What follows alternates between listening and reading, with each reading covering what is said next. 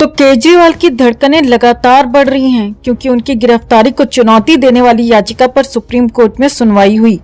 ED की तरफ से विरोध में तमाम सबूत पेश किए जा रहे हैं और जवाब में केजरीवाल के वकील दलील दे रहे हैं। ऐसे में केजरीवाल की टेंशन हाई हो गई है कि अब राहत मिलेगी या फिर सीएम साहब की आफत और बढ़ेगी। इसी बीच सुप्रीम कोर्ट ने ईडी से एक ऐसी बात बोल दी जिससे आप नेता भी दंग रह गए। तो किन 5 सवालों के जवाब नहीं दे पाए केजरीवाल के वकील, किस सवाल पर बौखला गए केजरीवाल, आपको दिखाते हैं, बताते हैं सब। आप भी इस खबर को ज्यादा से ज्यादा लाइक और शेयर कर अपना प्यार और सपोर्ट दिखाएं और कमेंट में इसे लेकर आप भी अपनी बात अपनी राय जरूर रखें। चैनल के साथ जुड़कर चैनल को सब्सक्राइब कर हमारी आवाज बने। तो सुप्रीम कोर्ट ने सुनवाई के दौरान सबसे पहले विरोध कर रहे केजरीवाल से पूछा कि आपको ईडी ने जो नोटिस भेजे आपने उन्हें नजरअंदाज क्यों किया? आप गिरफ्तारी और रिमांड के खिलाफ यहाँ आए, आप जमानत के लिए ट्रायल कोर्ट क्यों नहीं गए? इस बात का जवाब केजरीवाल के वकील ठीक से नहीं बना पाए और लड़खड़ाते हुए बोलने लगे और फिर वही बात दोहराई जो सीएम साहब की गिरफ्तारी के वक्त से दोहराई जा रही है कि केजरीवाल की गिरफ्तारी अवैध है। इतने में ही जज साहब ने दूसरा सवाल दाग दिया और इस पर ईडी से पूछा कि क्रिमिनल प्रोसीडिंग अकेले नहीं हो सकती जब तक कि जब्ती कुर्की ना हो। यानी कि कोर्ट ने कहा कि केजरीवाल के मामले में अब तक कोई कुर्की की कार्रवाई नहीं हुई है। हालांकि अगर हुई है तो ईडी को यह दिखाना होगा कि उनका संबंध कैसे है। इस सवाल का जवाब भी ईडी भरपूर सबूतों के साथ कोर्ट में पेश करने वाली है। इसके साथ ही हाई कोर्ट ने दूसरा सवाल केजरीवाल सिसोदिया के कनेक्शन को लेकर पूछा है। मनीष सिसोदिया के मामले में फैसले के 2 भाग हैं, एक जो उनके पक्ष में है और दूसरा जो उनके पक्ष में नहीं है। केजरीवाल का मामला किस भाग में आता है? तो ईडी के पास सिसोदिया और केजरीवाल की शराब कारोबारियों से कैसे डील हुई, केजरीवाल के घर पर क्या बातचीत हुई, इसके तमाम सबूत भी हैं।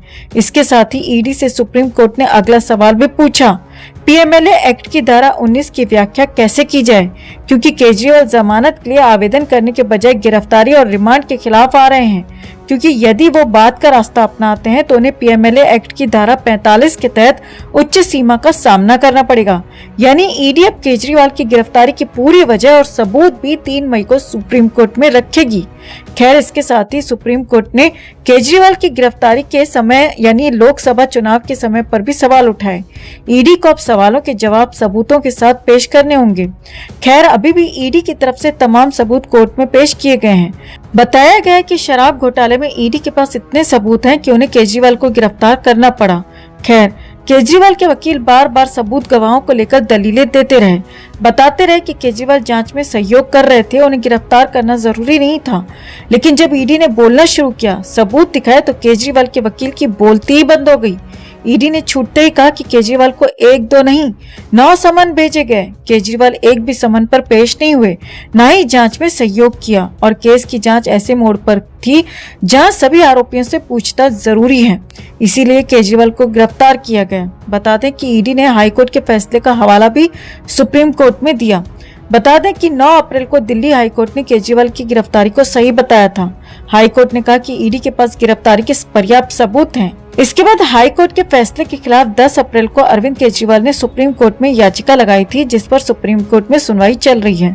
जल्द धमाकेदार फैसला आने की उम्मीद है। यही वजह है कि जेल में बंद केजरीवाल की धड़कनें लगातार बढ़ रही हैं। तो इस खबर पर आपकी क्या राय है? कमेंट में इसे लेकर आप भी अपनी बात अपनी राय जरूर रखें और वीडियो को ज्यादा से ज्यादा लाइक और शेयर कर अपना प्यार और सपोर्ट भी जरूर दिखाएं। तो स्कूल और अस्पताल 2 ऐसे मुद्दे हैं जिन पर केजरीवाल की राजनीति चलती आई है, लेकिन ऐसे में अब ये 2 मुद्दे ही सीएम साहब की कुर्सी छीनने वाले हैं। स्कूलों पर आई भयंकर रिपोर्ट से केजरीवाल ऐसे फंसे हैं कि इस्तीफा देने की नौबत आ गई है और ये नौबत किसी और की वजह से नहीं बल्कि उनके ही चहेते मंत्री सौरभ भारद्वाज की वजह से आई है। तो आखिर सौरभ भारद्वाज का कौन सा बयान सुन भड़क गए जज साहब और केजरीवाल को सुना दिया तुरंत इस्तीफा देने का फरमान? और अगर केजरीवाल ने नहीं मानी कोर्ट की ये बात तो कैसे छिन सकती है उनकी कुर्सी? आपको दिखाते हैं, बताते हैं सब।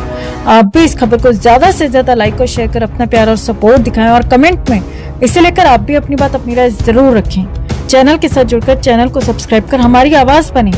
तो सौरभ भारद्वाज ने दिल्ली हाईकोर्ट में ऐसी बात बोल दी कि न सिर्फ जज साहब भड़क उठे बल्कि केजरीवाल को इस्तीफा देने की नसीहत तक दे डाली। अब सवाल यह है कि जिस कुर्सी के लिए केजरीवाल जेल में लड़ रहे थे, जिस कुर्सी के लिए केजरीवाल ने अपने बड़े बड़े नेताओं को दरकिनार कर दिया, क्या वो कुर्सी केजरीवाल छोड़ पाएंगे? क्योंकि अब बीजेपी या किसी राजनीतिक पार्टी ने केजरीवाल से इस्तीफे की मांग नहीं की है, बल्कि सत्ता के लालच में दिल्ली की जनता को नर्क में झोंक रहे केजरीवाल को हाई कोर्ट ने फटकार लगाई है, वो भी उनके ही मंत्री सौरभ भारद्वाज की वजह से। क्योंकि सौरभ भारद्वाज के मुंह से जज के सामने ऐसी बात निकली जो केजरीवाल की कुर्सी पर भारी पड़ गई।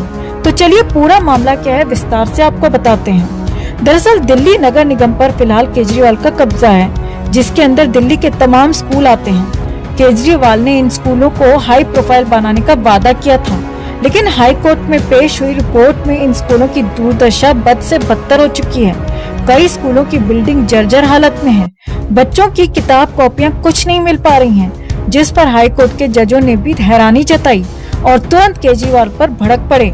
ऐसे में सौरभ भारद्वाज ने कोर्ट में कहा, एमसीडी आयुक्त की वित्तीय शक्ति में वृद्धि के लिए मुख्यमंत्री केजरीवाल की मंजूरी की जरूरत होगी और वो जेल में है, जिसकी वजह से कई फाइलें उन तक पहुंचना संभव नहीं हो पा रहा है। जैसे ही सौरभ भारद्वाज ने ये दलील कोर्ट में दी, वैसे ही जज साहब के होश उड़ गए और तुरंत केजरीवाल से इस्तीफा देने की बात तक कह डाली। हाई कोर्ट ने सीधे तौर पर तो ये टिप्पणी नहीं की, लेकिन अपने शब्दों में साफ साफ कहा, दिल्ली जैसी व्यस्त राजधानी में मुख्यमंत्री का पद औपचारिक नहीं है और ये एक ऐसा पद है जहां पद धारक को 24 घंटे यानी 7 दिन उपलब्ध रहना होता है। गिरफ्तारी के बावजूद मुख्यमंत्री पद पर बने रहने का अरविंद केजरीवाल का निजी फैसला है, लेकिन अनुपलब्ध होने की वजह से एमसीडी के स्कूलों में पढ़ने वाले बच्चों की पढ़ाई के रास्ते में नहीं आ सकती। इसके साथ ही कोर्ट ने सौरभ भारद्वाज के बयान को भी कोट किया है। कुल मिलाकर सौरभ भारद्वाज की फिसली जबानी केजरीवाल पर भारी पड़ी है, क्योंकि केजरीवाल की कुर्सी के लिए कुछ भी कर गुजरने को तैयार हैं, फिर चाहे उनकी पार्टी में उनकी वजह से फूट ही क्यों न पड़ जाए। हाई कोर्ट ने सौरभ भारद्वाज के बयान पर आगे टिप्पणी की और साफ शब्दों में कहा, सौरभ भारद्वाज के बयान में सच्चाई है कि एमसीडी कमिश्नर की वित्तीय शक्ति में किसी भी तरह की बढ़ोतरी के लिए मुख्यमंत्री की मंजूरी की आवश्यकता होगी। सौरभ भारद्वाज का बयान इस बात को स्वीकार करने के बराबर है कि मुख्यमंत्री की गैर मौजूदगी के कारण दिल्ली सरकार ठप पड़ी हुई है। कोर्ट के इस टिप्पणी को केजरीवाल के लिए बहुत बड़े झटके के तौर पर देखा जा रहा है। अब हालात बता रहे हैं कि केजरीवाल को हर हाल में इस्तीफा देना पड़ेगा, क्योंकि जिस तरीके से दिल्ली में विकास रुक गया है, उससे तो लग रहा है कि जेल से केजरीवाल सरकार नहीं चला पा रहे हैं। अब सवाल ये है कि अगर केजरीवाल इस्तीफा देंगे तो कौन मुख्यमंत्री बनेगा? क्या उनकी पत्नी के हाथों में कमान जाएगी या फिर किसी और नेता को कमान मिलेगी?